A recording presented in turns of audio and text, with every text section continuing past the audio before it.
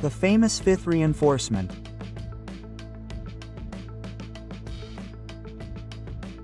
How far or how close is the Chivas team from reaching this player? How do you see it? What do you think? Do you think the team is close or far from that fifth reinforcement who is attacking? Leave it below in the comments and I will gladly read them. I am Jesus Bernal and I thank all of you for your attention. Thank you very much for being here with me to talk about the latest regarding the Chivas team and precisely this mysterious fifth reinforcement that we will talk about next. And as you know, 1,000 pesos is a gift for all of you at Caliente Mix. All you have to do is go to the link that I put below in the fixed comment, click on it, and with that you will be playing to get a way to multiply this money. So now you know, 1,000 pesos for free by clicking on the link below at Caliente Mix. So without further ado, let's start this video with the latest news from Chivas.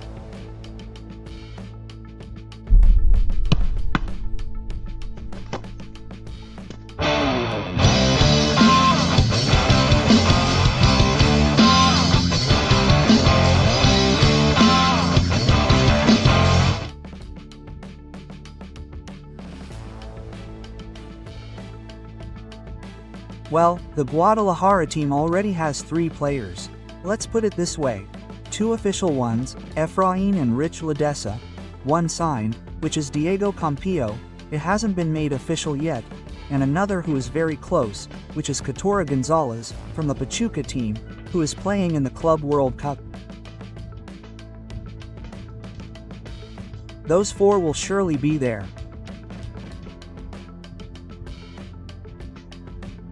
And for several weeks I had mentioned the possibility of a fifth attacking player who could come to the sacred flock, and that the board has been sounding out in some places to see if they can get him. It's easy, right? It's not simple, and obviously many names have been mentioned around. In the case of Orbelin Pineda, I had already told you, rule out the possibility of Orbelin for this tournament. In the case of Sebastian Cordoba, in the same way, I had already told you, rule out the possibility of Sebastian Cordoba. But there are 2 players from Toluca that the Chivas coaching staff really likes and is interested in. One is Ivan El Garcelo Lopez and the other is Isaias Violante. Now, in my opinion, one plays as a winger, the other as a striker.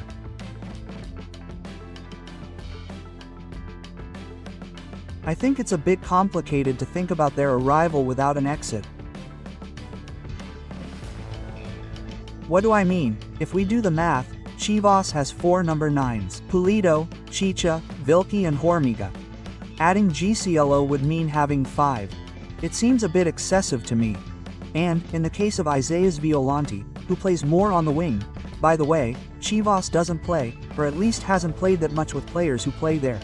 Well, Violante could be a fullback, but, well, there's Cowell, Cone, Padilla, Camberos, and Alvarado. I mean, I feel like the area is also overcrowded, so I don't know if Chivas has the option of taking someone out to then open up space and have one of these players arrive. But it would be interesting, of course. I mean, if he does make it, it's not a complaint, obviously the more complete the team is, the better. But it is a fact. Chivas has knocked on the door, at least as far as I know about Toluca, to ask about the situation of their 2 players without there being any clear progress yet. How do you see it? Will there be a 5th reinforcement or not?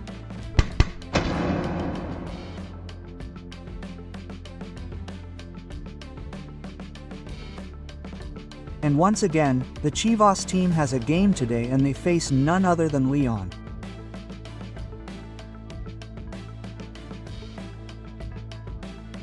A very interesting match, a match that is obviously important for Chivas. It will also be important for Leon, but speaking from the Chivas side, the match will give the Guadalajara team the chance to continue testing and seeing. I have this impression that Gabriel Milito is increasingly consolidating the type of starting 11 that he is looking for and wants, and that is what is happening, right? In order to fix the Chivas team in the best way. From the game in Tapatio to the game against Atlanta, there were some changes. Let's see if he keeps the starting 11 today or makes some changes that Chicharito and Omar Gobi probably forced him to make. Today we're going to confirm that he has to make changes. But in that sense, little by little you'll start to notice what the coach is looking for, what he prefers, the players that catch his attention the most, and how he starts to work with them to form this starting 11 that he'll try to have.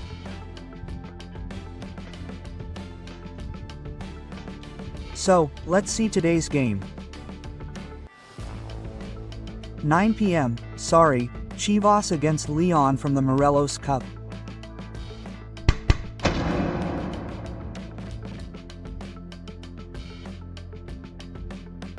And by the way, I already got the information about the Zacatecas Cup, or this 4-team tournament that Chivas is going to play in Zacatecas. I already have it here. Thanks to the Twitter user who did me the favor of sending me the information. I'll share it with you now, but I had said that Chivas would go with Mineros, right? Chivas is going against Santos. Here's the official advertisement.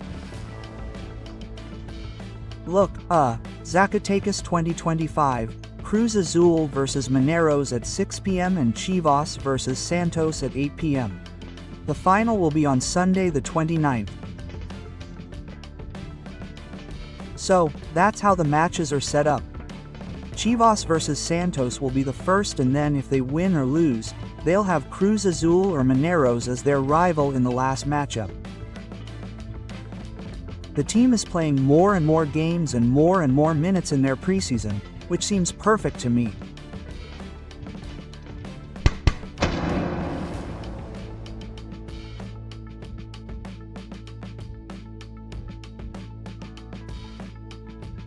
And to conclude, I want to remind all of you that the Chivas team will be returning to Guadalajara today after their match, to rest a bit, to train again because they'll have to go to Zacatecas next week.